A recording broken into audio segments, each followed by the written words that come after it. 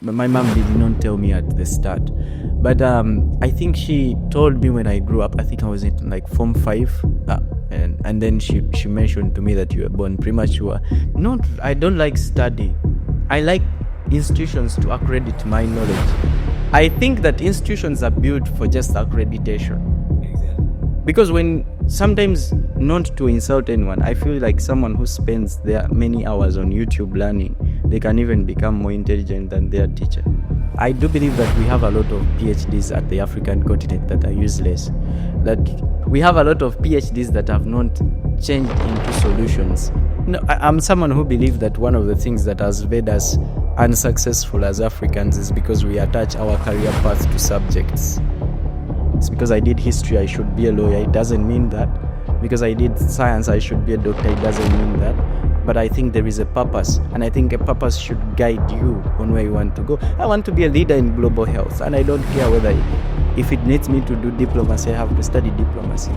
If it means that I have to locally participate and be involved in the issues of in the health issues of the continent, I have to travel the continent as fast as possible. But I don't think that because I did science, then I should be there. That's why you see most engineers we send to study IT, when they come to continent, they want to build apps. Are they useful to us? We have potholes, they don't need an app. Now you're building a dating app in Uganda for who? African students should at least revisit their countries once to do an internship. Because sometimes what we are studying and what is happening at home, they are two different things. And that's why when you finish India, you want to go to Canada.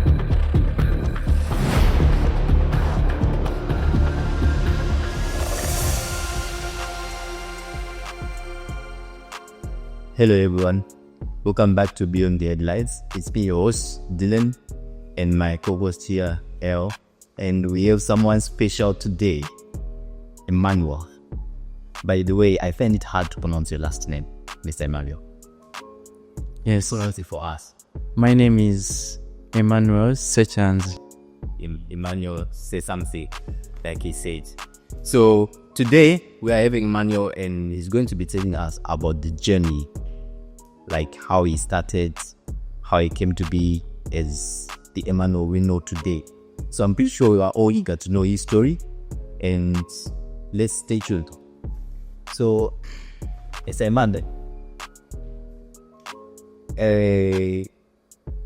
I've read that there are so many stories about you, like you used to share a lot about yourself. Unfortunately, I was there to witness myself only once when I attended the HSC a PhD. And I got a glimpse of everything, but I just can't share everyone. So I would like you to share the people who are going to watch this episode. So, who is Emmanuel? And what's your background? And should we start from there? Yeah, okay. So, first of all, thank you for having me on the show. We have been following, and I was always rooting for myself to be the next one. So, my name is Emmanuel Ssekyanzi. I'm from Uganda, which is an East African country, 48 million people, and I'm happy to be one of them. And I grew up in a very small district compared to where we are right now, which is Mubende district. And to most of the people who know, one of my motivations come from because I was born premature and I was 42 days in ICU, and I always tell myself, since I did not die that time, so nothing can kill me. So after that, I have a background of medical science, medical informatics, and then obviously I'm into digital health right now. So I'm a health entrepreneur and I'm enjoying it. I'm back to the continent. So maybe everyone wants to know, like you mentioned, you being born as premature, late by 42 days. Apart from you knowing it yourself personally, did it have any impact on you, maybe in high school, maybe, like rumors spread, people will tend to tease you, and how did you feel about it? Did you find it concerning, or were you just like, no, it's okay, of course you can't change it. Of course you can't change it. I think being born premature, I did not know it actually, but I used to hear people say it. My mom did not tell me at the start. But I think she told me when I grew up, I think I was in like form 5, and then she mentioned to me that you were born premature. But that all came from the bullying in school, because people were asking me why I was 47 kg, why I'm 46. And so one time I was like, but I think one guy mentioned like, maybe you have HIV, so you need to go and test. So I asked my mom, like, is it true that I have HIV? She said, no, you are small because you were born premature. I tested you and you don't have anything. So because of it, but it was not having a lot of impact on me, because I'm also a good bully in my own way. So, but if it could have found any other small child who doesn't have the same mindset, I think it could bring them down. And it has really, really affected me in many ways, especially my weight and my size. Yeah, so people pin it, but I'm happy because my background really defines that every child has a great opportunity, every child has to be kept. And the other thing that it affected me most was it didn't affect me as it affected my mom, because my mom told me that the society was telling her, this child is not going to survive, why don't you bury her, why don't you bury him? And she just imagine for 42 days listening to those voices, and then you have to protect that baby, you don't have to throw her. And that time my mom was around 20 years. So a 19-year-old of today fighting those voices. So you can imagine. So I think my birth had a lot of effect on my mom compared to me. And I do believe that she's a strong woman. That she's if she did not fight for those days, then I would not be here. And so that's why I cannot die. Nothing can kill me, because my mom fought for 42 days. I did not die for 42 days. And then after that, what created a lot of pain for her was I again refused to breastfeed. So I was taking water, we call it chai. So I think my mom got the major effect of it all, because for me growing up, I did not know that I was born premature. But I could just hear voices from the neighbors and the people. Then she told me when I was in form 5. She never bothered to ask when you had the. So now you think most of the time is in Africa, we don't question our parents. Of course. So when you start questioning things coming like, I think you need your own house and those things. So I did not question, but I used to hear the voices around when my aunties used to say, in Africa we have those fights between the mother and the side of the man. So they could mention, some people would say that, okay, maybe this boy came with ghosts, but it's okay, because why would you be born premature? Like a normal child has to have 9 months. So my mom had to fight a lot to keep me for those months, and I survived. Yeah, indeed, she's a fighter. Yeah, she's a strong woman. A strong woman. There's part where you say you are not going to die. I think it should be the person who was going to say that, like, I was still the god of death that made to take. He's the one who deserved that, like. He does. Not that Not the other. the meant to be. Anyways, so with this, I'm pretty sure everyone can tell that you have a story to share. And is it the same thing that led you to writing your first book, The Journey Outward? Yeah, I think it's one of them why I wrote The Journey Outward. But like, if you look at the continuation of the book, which is coming out in April, the first why I wrote, I was worried for one thing. I was asking myself that, are we still having those youth who can keep a baby for 42 days and then they have to fight voices? All we are becoming a weaker generation. And if you read through the pages, you will see me asking those questions, that I wish that generation who have the same strength as our forefathers, as our mothers who held us at the back and they fought for the independence. Because I felt like we are a generation where someone is heartbroken and then they decide to do suicide. Where someone is demanded $250 and then they go to the road and they want a car to knock them.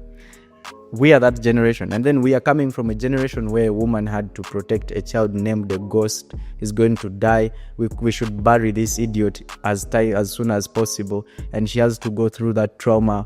And she didn't have enough money. She was paid around, I think, $30 her monthly salary. Now if you get 150, you want to kill yourself.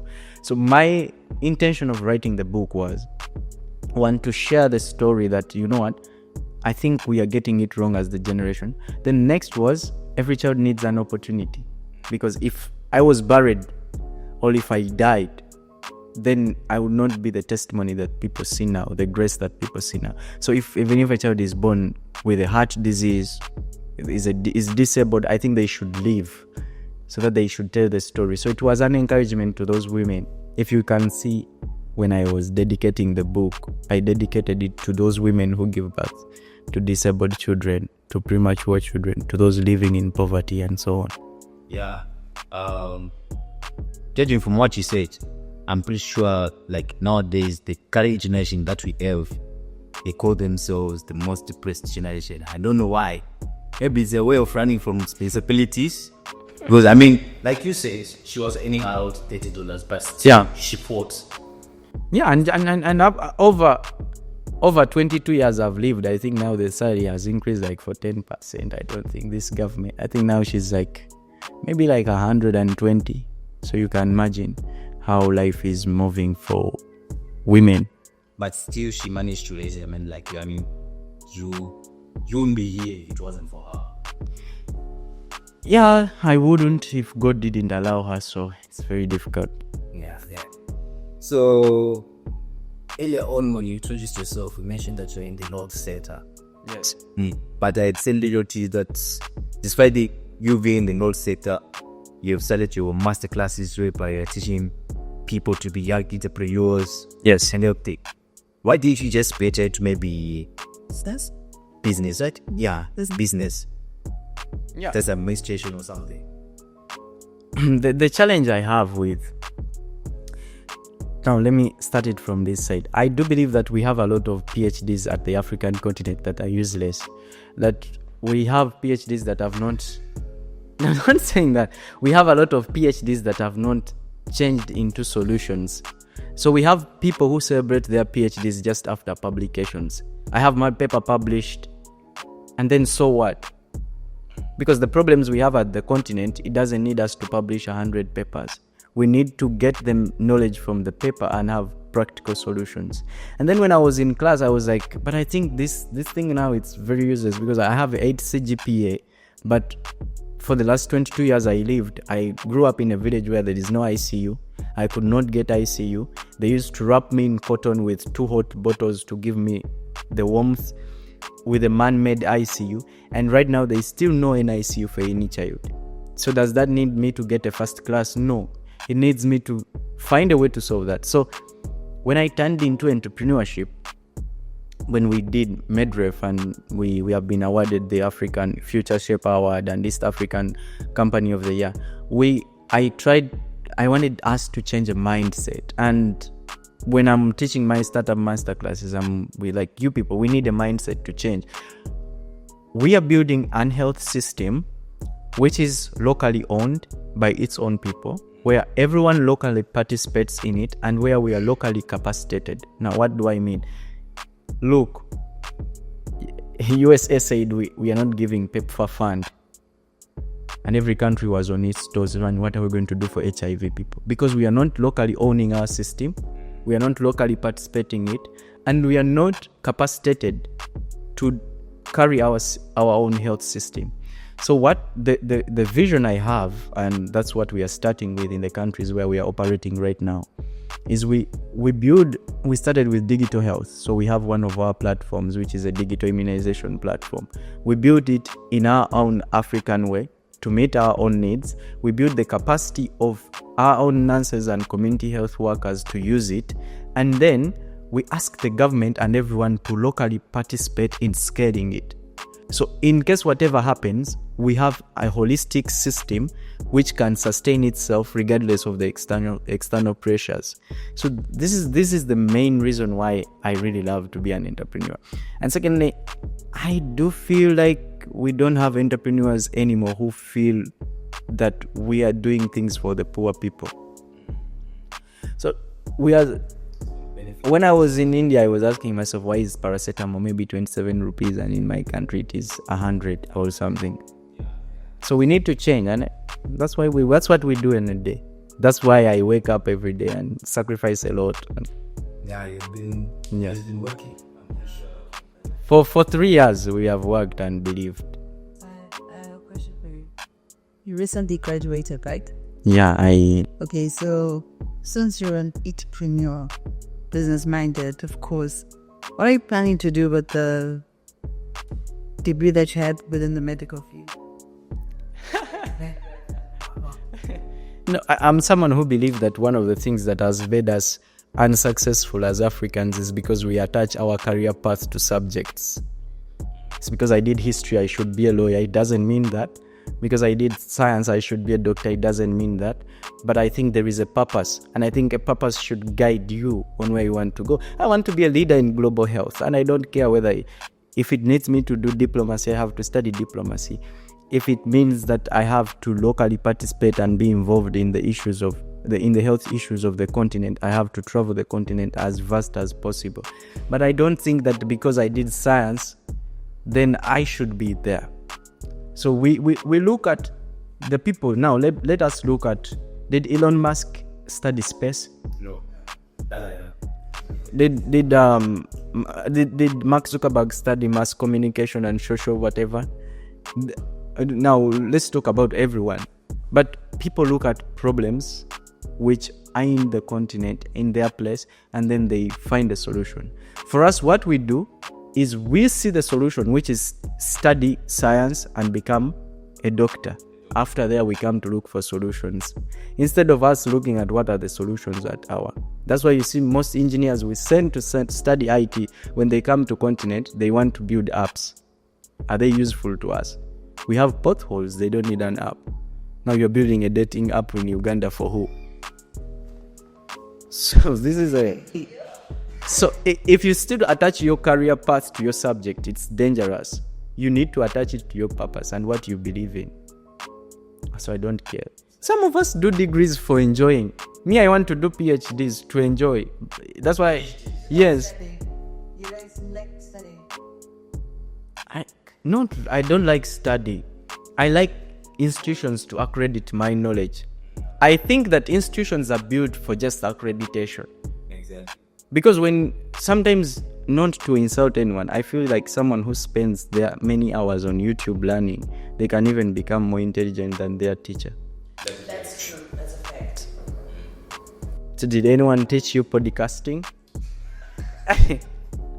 But you're doing it better. I'm the host. Yeah. See, we had to try. Yes. No, to be sincere, do you know that you can wake up at 2 a.m. to do a podcast? Because you're doing something you love. But waking up at 2 a.m. to study, you ask yourself, you start saying, but I wish I will try to study one page tomorrow morning. So I think subjects are just subjects. And our career path is something we do believe in. Now, for me, I believe into a continent that can own their own system and transform it, and we are the right people to do it right now. So that's what I believe in, and I had 3% attendance. I'm spending most of the time in the continent. No, 98. Actually, 98. 84. And she still goes to class. They yeah, because you have much. They want 75, you have 84, so it's okay. She has more than enough. Anyways, on that, when it comes to subjects, one thing I've learned is there's this other guy, I'm forgetting the name. You were saying the reason why we had to go to school is you want to prove where you are going to be employed. But I've been to this particular organization. I showed up every day on time. They have accredited my knowledge, like you said, and this is how much I have scored. But generally, it does make sense because you can actually, someone can be like you. You studied men's science, but here you are an entrepreneur. Something that might not even be related to med science. You might even start your own business that's not in the medical field. Yeah, and I don't want to be in hospitals. yeah, the space is depressing. See, when you say that it's something for us to prove where we're going to be employed, These are things for countries that are having set up. Now, who is going to employ you in our continent? I know, this is per se, I know many of my classmates who are in the country, but they are not employed. They have failed to get licenses, because even government is worried if they get licenses where they're going to work. We are talking about somewhere where the degrees are more than the employment opportunities created. So we need to create more employment opportunities. And I think, let's talk about Gujarat for 1 minute. We are into an innovation hub. And I tell myself, when it comes to our students, when I see African students in class, I realized one thing. African students know how to write exams. But when it comes to assignments, something where you have to pull yourself outside of class, African students don't have assignment. The teacher will come and say, everyone who did not do the 100-page assignment I gave you to do research, stand up. All of them will be African students. It's good they don't know this one. Not like, she's not a student. She's a director of this podcast. Oh, he's annual students. Yeah. Yeah. So, I think let's study whatever we study, but let's make it, what can I say? Let us make it relevant to where we come from. And I don't believe that in Africa we need nuclear power now. We need simple, appropriate solutions for our hometowns. And people are getting it wrong. See them, they are doing aeronautical engineering, and someone wants to engineer which ones. You're not cooking our viewers. No, You're not cooking for us. I'm happy. Like I saw a student someone does plastic surgery to go and do internship from Uganda. How many plastic surgery hospitals do we have? Then after you're not employed. These are things that, see, I'm just saying, whenever one thing I want to write a proposal, and I say that embassies should make sure that African students should at least revisit their countries once to do an internship. Because sometimes what we are studying and what is happening at home, they are two different things. And that's why when you finish India, you want to go to Canada. Because you are trained in a way. Yes. You tell me one anesthesia technician here who can work in Uganda. There's no one. Why? Here, a technician is just bringing blades, is just bringing medicine. When you come to Uganda, they're going to make you the one to give anesthesia in the whole health center and maintain the patient. So for you to operate in that center, you need at least 1 year to go back home. But these things of doing internship from India and then we want to solve problems of Africa, it's a wrong case. We need to be there in the continent. So it's not about subjects. Yeah, we are. I'm learning, I'm listening. And just to add on to what Emmanuel say, yes, you don't go to school for you to do what you study. Because my father, Charity, he always says that the reason why we educate you guys is so that you guys get connected, so that you guys study people, and so that you develop outside the academic area. And actually, the parents send us in order so that we don't have early marriages. Yeah. No, that is one of the most effective way to prevent girls from getting married early. Because you keep them in school till 24 years. It's important. Go and make research. Girls who have married early, they are not in school, in the less development areas. But if you are in school, you cannot get married. It's a very good point. More than a degree, because when you are pregnant, you cannot get it. So, school has other importances, just these things of degree. I know my guy. No, let us shout out to Ishe. God bless you. Yeah. I've seen Ishe has an MBA, and every time I tell him you are my big number one fan, he's on his bike, he's doing deliveries with an MBA. So that one should tell you that an MBA doesn't mean that you're going to become a president of your country. Yeah. I think it was Yeah. Because even now we will be basic. Yep. There's some mad thing that first day they were like, she was here. I know, right? She was here. Like donuts with them. Not even donuts. Yeah. you just wonder how Isha is too humble to ride a bike and do deliveries with an MBA. Yeah. And then for you, you just have a diploma and you want to become a president of your country. We need to calm down, because some of our presidents actually don't even have paperwork. So if you think the position you have to take should be your education, positions should be given to people who are adding value. So if you want to go back and lead somewhere and supervise somewhere, add value. But these things of I have 10 PhDs, what should we do? It's very important. So, Mr. Emmanuel, with the vision you have for Medref, do you think at some point you're going to come to Southern Africa? I'm asking. I've been there. We had the African Unique Summit happening in South Africa, where they did award me the African Shaper Award. And one thing I do believe in South Africa, I think South Africa should be a model country for this continent. And now we are seeing what they are doing with Rwanda. So the father is fighting the son. But South Africa, Nigeria, Ghana, Kenya, they should be leading by example. And in one time, we really want to be there. We think South Africa has built the infrastructure. When you look at the Amazon web-based servers we are using, we only have 2 points, South Africa and Nigeria. So that tells you how South Africa has grown.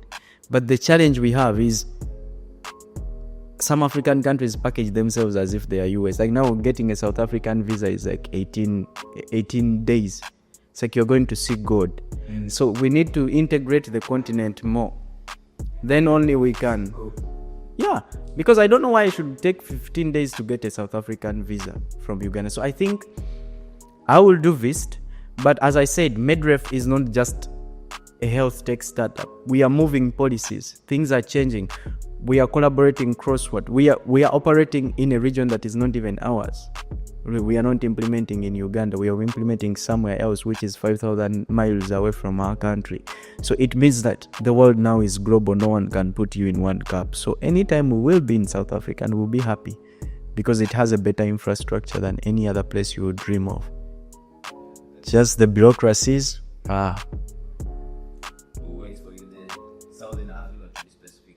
Yeah, Southern.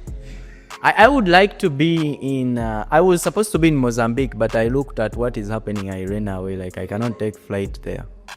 So this is the challenge why we can't pull investment sometimes in the continent, and it's because I don't support what the Gen Zs did in Kenya. Not because it's not right, but I don't think things are going right. Now, how can you push someone to invest in Mozambique? How can you push someone to invest in DRC, in Somalia, in Sudan? So as the youth, this is our right time. And these are things that are not going to be taught to you in your law class. But these are realities that are happening at the continent. And I'm happy that we have a platform like this to speak about them. These people should wake up. Yeah, this is beyond nice. Yeah, hate voices. Yeah, so yeah, I think that was quite deep and we shared quite a lot of stuff. But despite the main topic of the day, what do you want to say to the young generation? I mean, someone is going to watch this episode, but it's not part of your masterclass. I have some old people. I already told you the old people who are going to watch this episode. I think one is we need to call ourselves the African super generation, a powerful generation. I think calling ourselves a young generation has kept us a bit act as if we are too young to understand the problems of our continent. And I think when you look at, we are the youngest generation at the continent. So which means we have a lot of power to change things. Elders, they might see God anytime. So if we don't, we are learning from them and we are moving in a good direction. So I think right now is for every African's young person to ask themselves that, what is it really? Sit down and ask yourself and say, is our continent really going in the right direction? And what can I do? So sometimes you're not going to build a new company, but you're going to buy this microphone and you're going to make people know that even if you are 20 years, you can raise your voice against rape, against the xenophobia that is happening in South Africa at some times, against the wars and the unsettlement, against the poor salaries that our people are facing. Again, I think we are the right people to change because we have time to risk. We can innovate better. I think this is the right time for us to clearly participate in our continent. And in some sectors, I think we have been left, in every industrial stage, we have been left behind. Yeah. So at least we should take a portion on this AI revolution.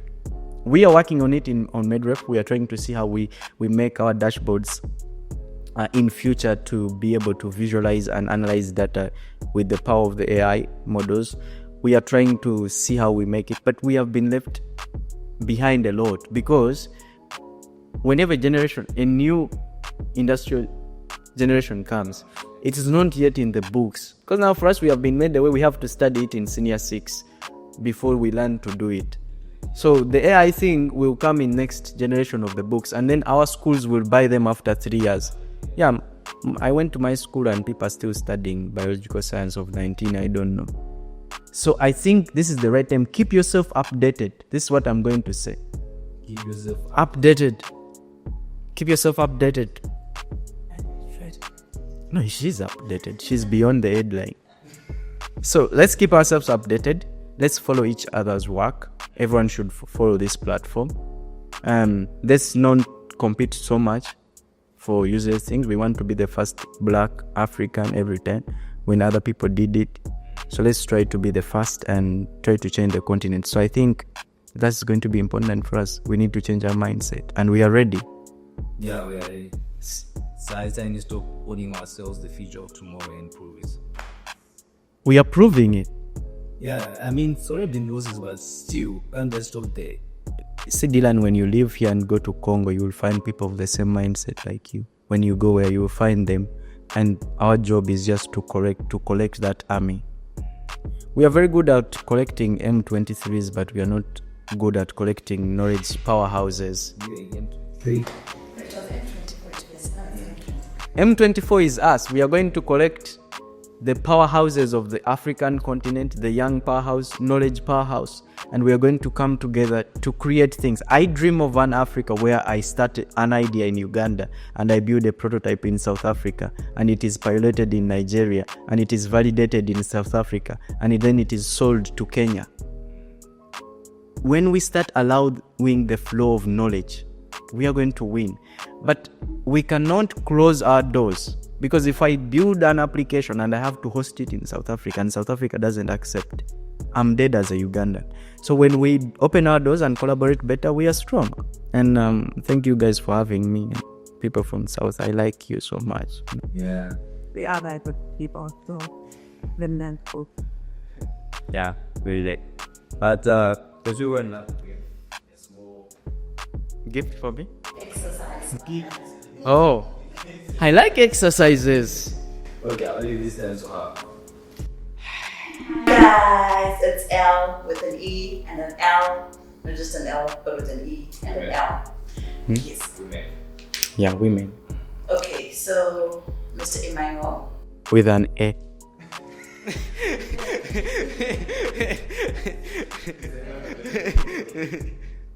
So we're gonna be doing something like a quiz, spelling bee type of thing. Okay. Yes. So for the first one, your word means extremely surprised or shocked. It describes a reaction of being completely astonished or speechless. What is the word? Perplexed. Shrieky. Yes, you are 8, but that's not the word I want. Married? And when you are married, you are confused. Like, you don't know what you're going to do in marriage.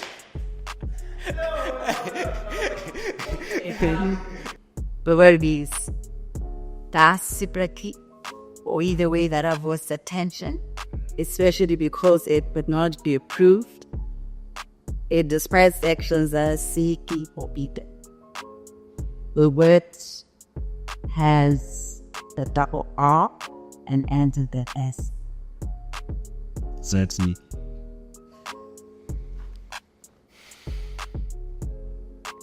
The problem when you answer that, people are going to judge you.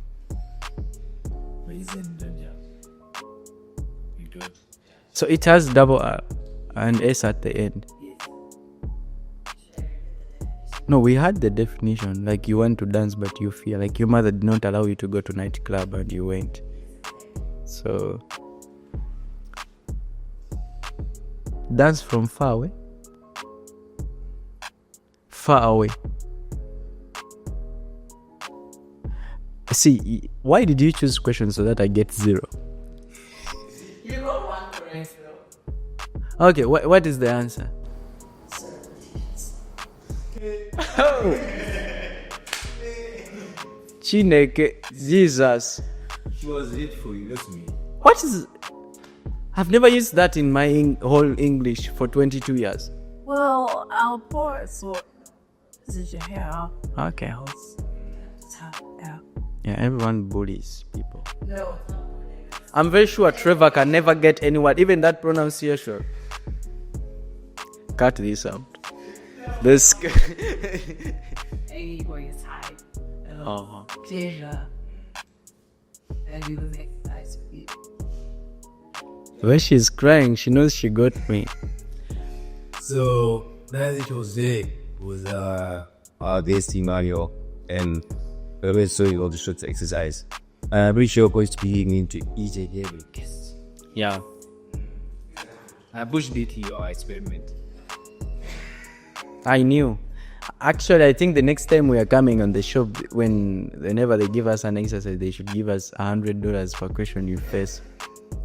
I'm giving $100 on the next show if Trevor passes any question. I'm the one setting the questions. Yeah, maybe you will. Yeah, maybe you will. I'll ask him questions. I'll ask him to tell us the year when the Spirit of God was hovering over the world. These things life. We are not yet full Trevor. But anyways, but it's for today's episode. Stay tuned for the next guest. Don't forget to like, share, and subscribe. So why didn't you make me to say subscribe? Reshare. Okay, sorry. You redo it as well. Yeah, you do it. Today's episode. Don't forget to Like. subscribe Comments. and share. Thank you guys. Like, I'm worried now. First, I'm worried. First, check whether you put a memory card. No, I'm worried. Like, we might be recording for 30 minutes and there's no memory card. Compa.